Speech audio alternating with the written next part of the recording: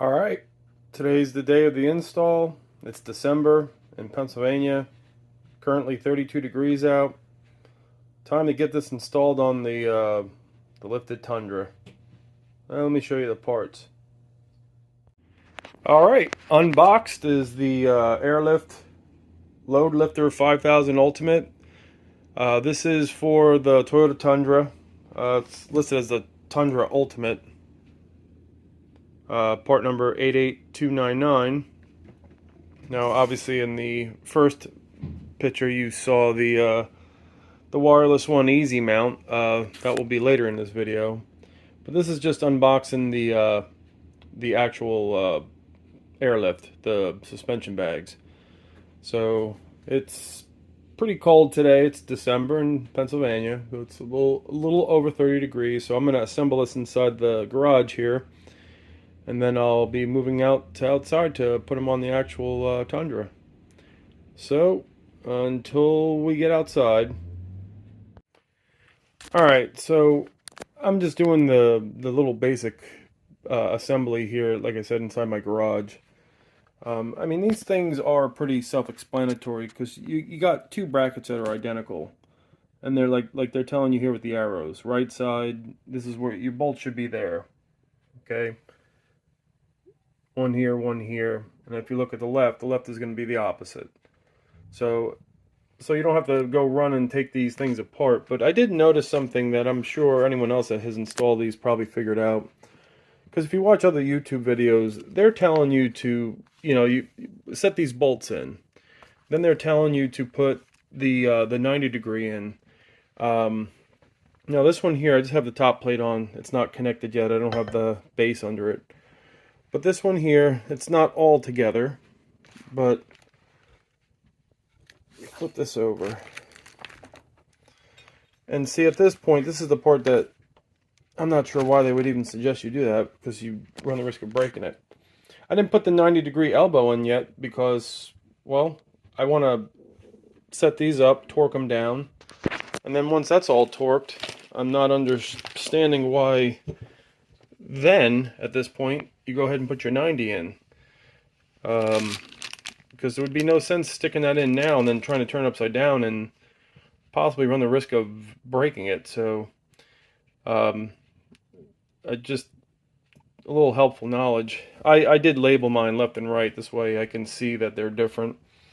And like I said, you just match it up to the picture because it shows you the left side mounting, right side mounting, right side. And then just make sure too on your bottom plate, there's a lip here right in the back. So just make sure that lip, like it's telling you here, right here, said flange side of bracket. So make sure that goes to the back. Pretty self-explanatory. So I'm going to finish putting these together, then I'll put those 90 degree elbows on. But I just wanted to share that because, I don't know, that seems like silly why you would do that step and then run the risk of breaking it. Just do it when you're all done assembling it. So, until we meet again, until we're outside in the nice Pennsylvania cold weather, we'll be back. Okay, 90 degrees are installed. Now, obviously, the top part swivels. That's not the part that's actually threaded.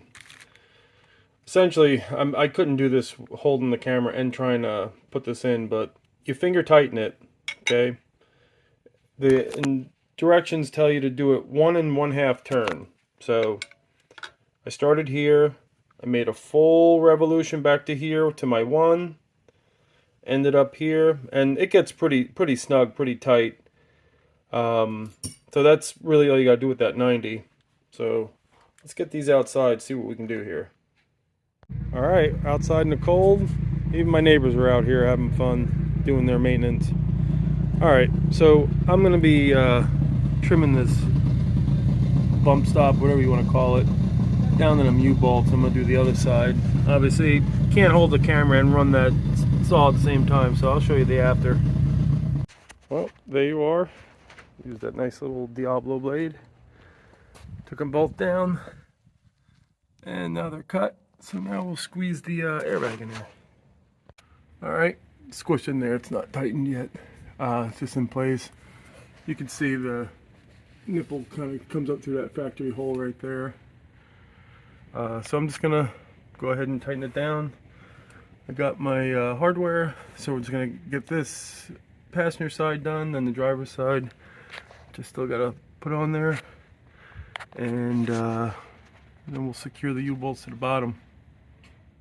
Note to self: next time Amazon has a deal on deep sockets, better get them, because even my deep sockets don't get down to that.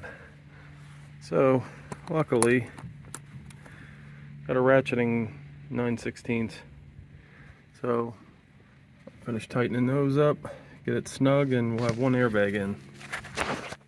Alright, so this far into it, everything's installed except the compressor. Okay, airbags are installed. I just gotta hook the air hose up here. You can see it hanging out under the truck. I got the valve there. I'm only running single. I'm not running independent under here. But what I am gonna do is, the reason I'm gonna have to wait on doing this compressor is, I don't have anywhere on my frame rail where I feel safe and secure that it's gonna stay dry and whatever. And I don't carry my spare under here anymore. So I'm just gonna get some steel, test out my new welder, make a bracket for the compressor, and kind of go from there. I was gonna put the Schrader valve in here, but I decided against that. But yeah, I'm gonna hook this up and put some pressure in it, and we're gonna have to do the easy one, wireless one, easy mount. We'll be doing this at a later time. It won't be a big deal, but yeah, I gotta get some steel for that and make a nice little bracket. So let's get this pumped up and give her a test run, make sure we don't have any leaks. I have me a, well, that's not actual odor ban, that's soapy water, so we'll give her a shot. Alright, we're gonna do the first test. So once this is all set up, okay, they tell you to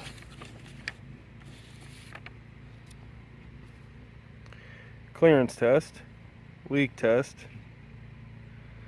Yeah, I'll do the fastener recheck and all that. But right now what we're going to do is it says to put between 40 and 60 psi on it, check for leaks. So we'll start with 40, and I just took a measurement of the rear. We're at 44. What am I doing? Yeah, we'll do 42.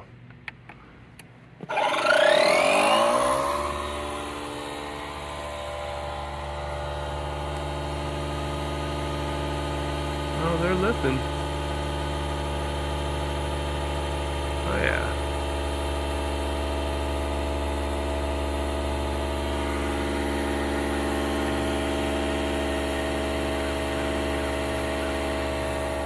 Slowly but surely.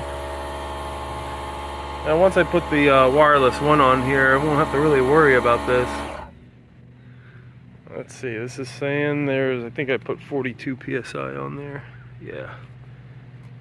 So, let me just check this real quick. Pardon me, sorry. I don't mean to do horrible videoing. So, oh wow, that brought it up about 2 inches, 46 inches. Alright. Check for leaks.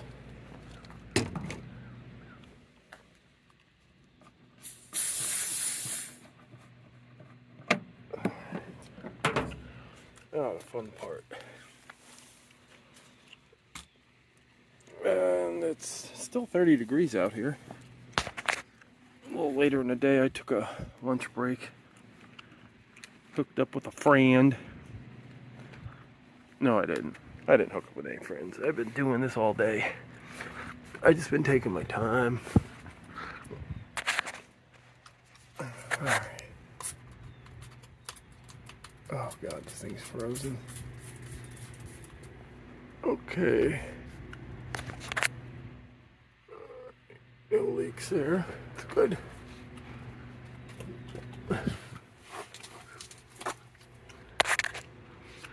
Check back here.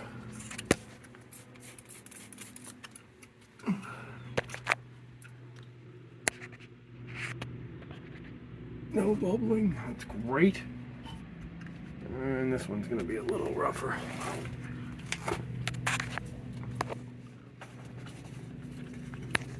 Let me get some soap on there.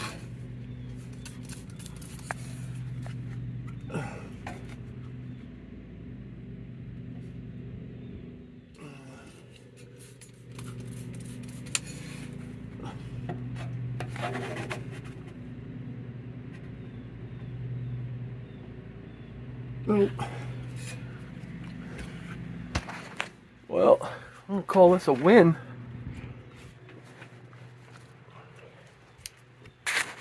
That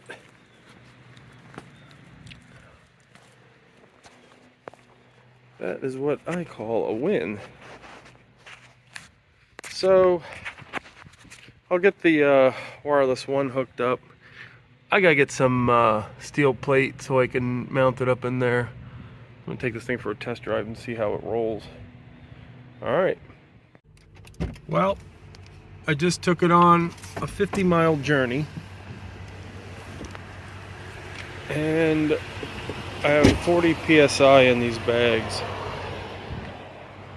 And I'll tell you, this thing feels super smooth.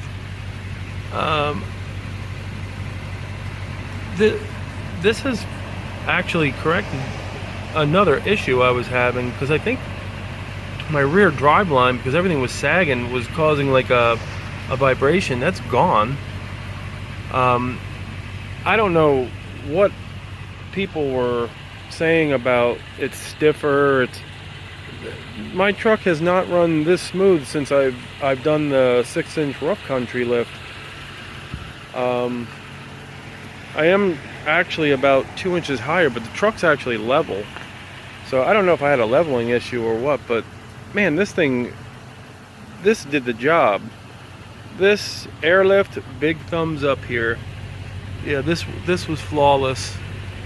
Now all I gotta do is get that wireless one in there, and yeah, that's it. So I'm gonna enjoy this nice cold Pennsylvania day, and we'll see you in the next video.